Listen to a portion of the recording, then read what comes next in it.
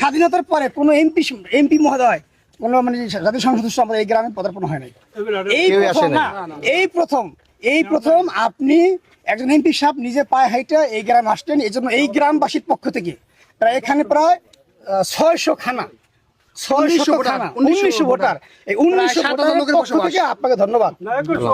দলমত নির্বিশেষে আমি বুঝি একটাই যে একজন এমপি সাহেব এই গ্রামে এই প্রথম, আমার আমার বয়স প্রায় আপনার 49 বছর। এই 49 বছরের মধ্যে আমি মোটামুটি স্বাস্থ্য সচেতন। আমি হলো উপজেলা স্বাস্থ্য কেন্দ্র শিবচরের স্বাস্থ্য সহকারী এবং সচেতন। আমার জন্মের পর থেকে কোনো এমপি এখানে আসে নাই এবং আপনি এখানে আসছেন, আপনার এই পদধূলি পেয়ে আমরা সবাই আনন্দিত। কিন্তু আমাদের একটা কথা হচ্ছে, কাদিরপুর ইউনিয়ন সহ সারা শিবচরের অনেক উন্নয়ন হয়েছে, কিন্তু এই এলাকাটা উন্নয়ন থেকে বঞ্চিত। আমি চাই আপনার হাতের ছোঁয়ায় এই অকলুদ্দিন মুন্সিকান্দির এই গ্রামটা আলোকিত হোক। আমরা এই এলাকার যারা বাসিন্দা আছি, আমরা আজীবন আপনার কথা এবং আপনার আস্থানার কথা আমরা এমনি তো আপনাদের প্রতি আমরা দুর্বল। কারণ রাজু সাহেব এটা তাহলে এটা স্পেশালি এটা দেখবে। আমার একটা রিকোয়েস্ট, এটা হচ্ছে একটা ঘনবসতি এলাকা, এখানে প্রায় 7000 লোকের বসবাস আর 1900+ ভোটার এখানে আছে অলরেডি।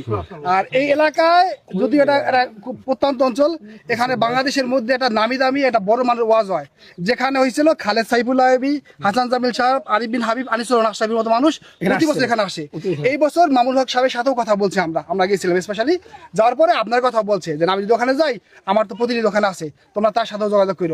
সেই হিসাবে আপনার কাছে আমাদের বিশেষ রিকোয়েস্ট, যেহেতু বাংলাদেশের শীর্ষ ওলামায়ে কেরাম এখানে আসে, এটা আপনারও একটা দায়িত্বের মধ্যে পড়ে ওলামায়ে কেরামের এটা সহজলভ্য যাতায়াতের জন্য। এই জন্য আমরা এলাকাবাসীর পক্ষ থেকে ওলামায়ে কেরাম তো আসবে, এটা মেহমানরা আসবে, মেহমানদের কাজ, এরা মেহমানরা ওই ভাঙ্গাচুরা রাস্তা দিয়েও যাইবো, ভালো রাস্তা দিয়ে যাবো, তাদের কাজ হলো দিন প্রচার করা। তারা তাদের দিন প্রচারের জন্য কখনো নৌকা ব্যবহার করবে, কখনো হোন্ডা ব্যবহার করবে, কখনো গাড়ি ব্যবহার করবে। কিন্তু আমার মূল ফোকাসটা হচ্ছে আমার এলাকার মানুষ এখানে, তারা কষ্ট পাচ্ছে কি। মেহমানরা আসবে একদিন আর তারা যাবে হলো প্রতিদিন।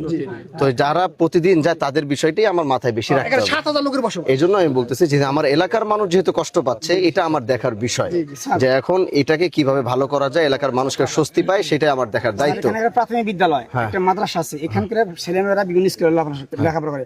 কাদিরপুর বাজার থেকে যদি বলি একটা ভ্যান 100 টাকা দিন আমার এই মুন্সিদের নামাই দিয়ে আসো। আচ্ছা ঠিক আছে, আমি বুঝতে পারছি। এখন আমার আজকে এখনই আমি এখান থেকে যাওয়ার পর আপনারা আমার বরাবর এটা দরখাস্ত দিয়ে আজকের ভিতরে, রাতের ভিতরে যে রিফাত যে মেহেদি আছে, মেহেদির কাছে আরো গুলো জমা আসতেছে, আজকের ভিতরে দিয়ে এগুলো সন্ধ্যার ভিতরে সব পাঠাতে হবে। আপনি কারণে এলাকাবাসী ধন্য হোক, রাস্তা হয়ে যায় আলহামদুলিল্লাহ। আপনি আসবেন,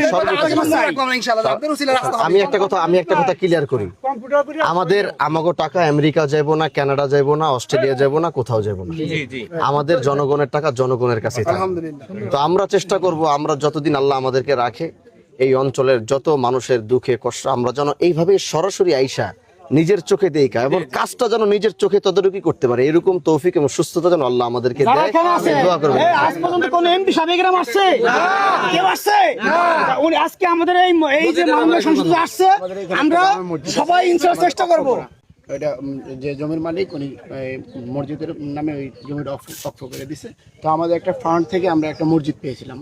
ওই মসজিদটা বারিন্দা আছে, কিন্তু বারিন্দা হচ্ছিল কিছু নাই। ওইখানে মক্তব পরে সকালবেলা। এখন কি ওখানে মসজিদ হয়েছে? মসজিদ হয়েছে। এখন ওইখানে এটা হচ্ছিল সমস্যা হয় ওদের। কি কি করতে হবে এটা বলেন? হ্যাঁ, ওটার জন্য আমরা যে সাইড দিয়ে একটা ব্যবস্থা করতে চাই যে এটার ভিতরে যেন পানি না যায়। আর ওই মসজিদে আমাদের 12 মাস। আচ্ছা, আমরা ধাপে ধাপে সবকিছুই করবো। আপনার দরখাস্তটা জমা দেন, যদি ইনশাআল্লাহ এটা আমি করে দিব। আজকের ভিতরে জমা দেন।